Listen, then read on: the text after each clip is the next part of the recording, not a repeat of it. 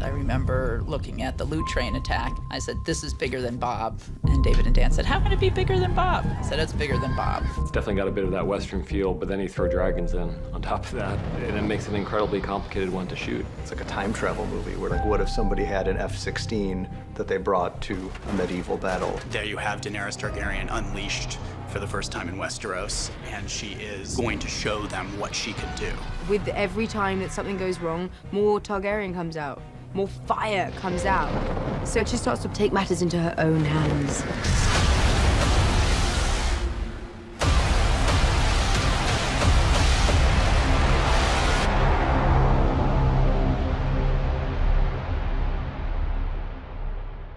When you have a big battle sequence, especially one where you have multiple points of view, you have to figure out how you balance those and what is the sort of chief point of view that you want to lean on. And I chose to focus on Jaime, that it was about being on the other side of a dragon attack, trying to hold together his troops in the middle of watching the world change forever. It's just complete annihilation. And like he sees the horror of so many men just burned to ashes. There's nothing you can do, which is scary. She keeps losing battles and being weakened without ever striking back. And there's only so much of that Dany can take. There's only so much of that anyone would be able to take. We're now left with our heroes, and our heroes are on opposite ends of this chessboard. Tyrion has the most complex set of emotions about this battle of anyone, because he's got the woman he serves on one end, and he's got his brother who he loves on the other end. That is a real struggle for him. Every piece of his being is wishing he can intercede, but he can't. And I'm seeing firsthand my family lose. She's the aggressor, and Jaime and Bronn, through their POV, we see that it ain't pretty conquering. And the hope is that the audience doesn't know who to root for in that sequence. Something like the loot train involves a lot of different departments, all working at sort of the very extremes of their abilities, I think. This was a difficult challenge because there are so many different looks and phases of the battle that come into play. There's a lot of continuity to make sure that we're in the right space, in the right part of the process, reflecting the right amount of burn. And then do it in between the cracks of everybody else doing their job. Because the entire sequence is a wagon train and involves 27 wagons and their various bits of dressing. We have to reshuffle the entire set constantly, which means dressing 180 degrees or 360 depending on the camera movement. So it means we have to be very particular when it comes to dressing our burnt elements, our unburnt elements, our partial burnt elements. There's so many stages to consider, but it's definitely a hell of a lot more fun when it gets into the bloody battle. We have a dye that we're using, which is an eco-friendly dye, which dyes things black to make it look very charred and burnt. And we're using several forms of ash as well to dress in and make it all look authentic, along with charcoal and stuff like that. Maybe when you're watching it, it doesn't necessarily stand out, and that means we've done our job because people just accept this is the world and that's the environment. We are the front line of defense, and detail is our job, so we're very happy about it. When I get to a sequence like the one we're doing right now, I take a deep breath and go, oh boy, that is going to be a lot of work. We had every toy you could possibly imagine in the making of it. We had 4 cameras most of the time. Sometimes we had up to 7 or 8 cameras. We've gone through 3 different tracking vehicles for different purposes on this. We've got basically a souped-up pickup truck with really good suspension for all our charges, Dothraki charges and what have you. We've got another electric vehicle called a shadow tracker, and we've got a jib arm on that. And then finally, we've got basically a souped-up dune buggy with a stabilized head on it that takes all the bounce out and gives us a nice, steady, smooth shot to use over the particularly rough terrain. We needed to sell speed, and we needed to shoot elaborate dragon points of view. To do those kinds of shots, we're relying on 2 different camera platforms. One is what's called spider cam. This is basically a camera rigged to a cable run between two construction cranes, and they can move the camera very quickly from one end to the other, and the camera can go about 70 miles per hour. We also used a company called Flycam, which is like a souped-up drone. It's like a small helicopter. They were also able to go very fast and have a much more solid image to be able to work with than you would get from a traditional drone. So we can fly over things safely and also have interactive effect on the ground and capture all those elements that will have a dragon either in front of the lens or above the lens. The battle is going to rely very heavily on visual effects at the end of the day. There's a lot of different beats to the attack. Sort of like cowboys and Indians and fire-breathing dragons all rolled up into one. There's Drogon breathing lots of fire, setting lots of things and people on fire. To give an idea, in season 6, which was our biggest season up to that point, we had 11 shots that featured Amelia riding the dragon. In the loot train, we have over 80. It's very new ground that we're trying to figure out. This dragon who's, 100 feet up in the air, who breathes fire of a column of 30 feet wide, that you're like, okay, how the hell are you gonna do that? You've got Amelia on the back of a motion base that's animated to fly in concert with the animation on the dragon. So that the thing she's moving on is moving around as if she was really riding on Drogon, but in a stage in Belfast in front of green screen. So being on this theme park ride, which is kind of what it is, and you're strapped in, then looking like you are controlling it, when there's so much going on, you just got to harness every single bit of imagination you have and just use it. I mean, can you even imagine being on the back of a reptile that's breathing fire at your command? That's huge.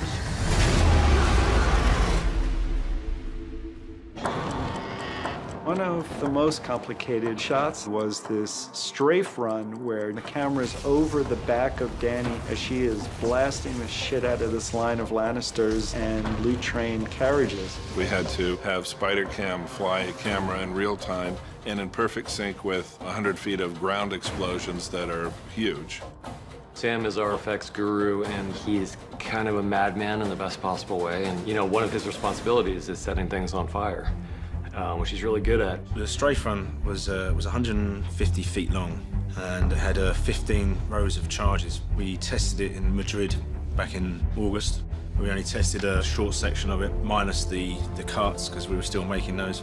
All the effect has to mimic as though the flame is coming from the sky. So we'll always size up the flame later in post. We'll shoot elements of flame against black, but Sam here has to make it feel that the impact of the flame is pushing along, so it has a travel to it. I mean, we've been blowing things up on many days, but working out the timing of that was quite a process. In the end, we went with a fuel mix and explosives to give almost like a machine gun sort of strafe, but closer together. And as each one exploded, it would then engulf the next and the next and the next, so you almost get a seamless line of flame just growing through. Because it was only one take, there was a lot that could go wrong. There was a lot of materials used and a lot of pyro used as well. So it's the excitement of when that button is pressed.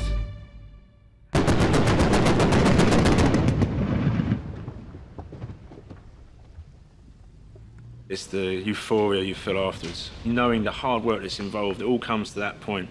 That's the prize, that's the excitement, that's the reason.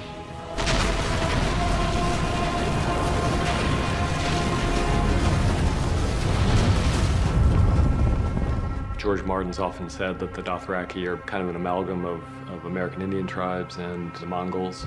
Both peoples who were, phenomenal on horseback, and they were just much faster and so unorthodox in their battle approach that they could literally ride circles around their enemies. I think there was a line in the outline that said, and now it's down to Camilla to do her tricks. I was like, thanks, D&D. Okay, where are we going to go now? Let's think of some ideas. What can we bring which has never been seen on screen before? She said, what about as the Dothraki are coming down, if they all just stood up on their horses and started shooting arrows at them? And I thought, That sounds great, but that's not possible.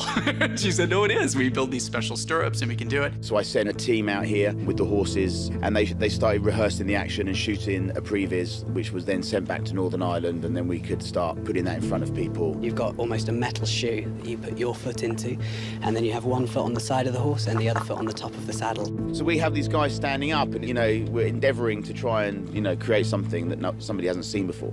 And it's extraordinary. It's like a wave rising up from a still ocean, and all these guys perfectly coordinated rising up, and I love it. And it shows us that the Dothraki are horse masters, because we really haven't had that opportunity before. You know, so much of these battle scenes now has become visual effects that I hope people realize that much of this is actually being done. It's really, you know, stuntmen standing up on horses with bow and arrow, shooting arrows, and that's an impressive thing to see. There is something about a guy on a horse, standing on a horse, charging. There's something pretty impressive where you go, oh, you don't just do that. And we were kind of thinking to do something Mad Maxy. You know, when they come in, it's crazy. They're coming in different shapes. You don't know where they're coming from, and they're just these absolute madmen on horses, and that's what we tried to recreate on screen for the loot train sequence. Ready, and 3, 2, 1, action!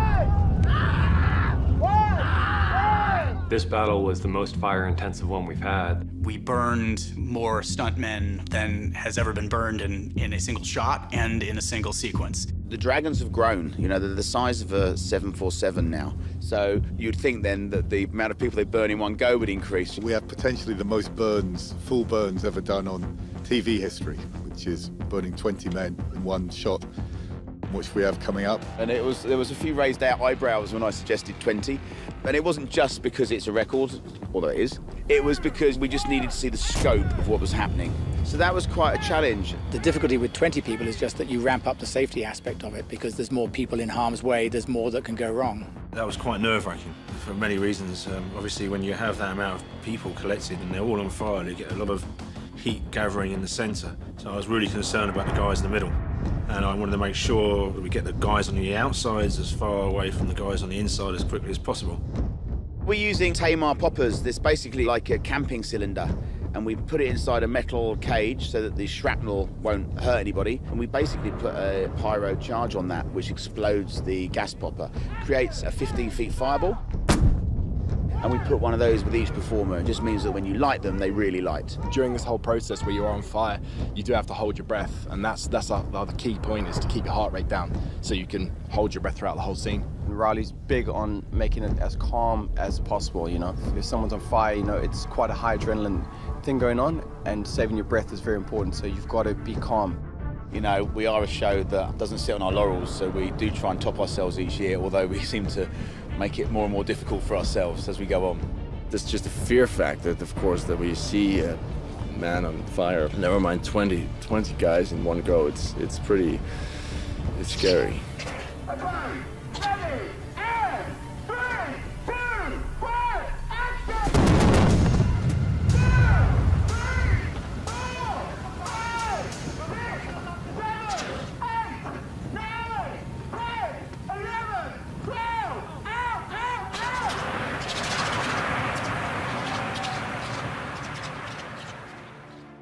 You know, when we start making these huge battles, it's so hard to imagine that we're ever going to finish because there's so many moving pieces, but it's ultimately just, you know, one shot at a time and figuring it out from there. The cameras and the actors and stunts, and it was very much an all hands on deck sequence as much as we've ever had, and everybody did an excellent job of fitting all the puzzle pieces together.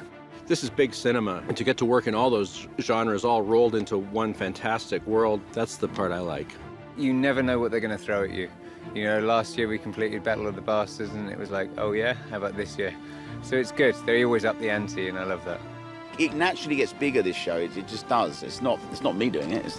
They write it. It's a unique challenge in that you'll never really be able to do that kind of thing again. And, you know, the next time I get to work on some other show, it'll be so boring. You know, where's the cable cam? Where's the, 5 cameras and the 20 burning guys?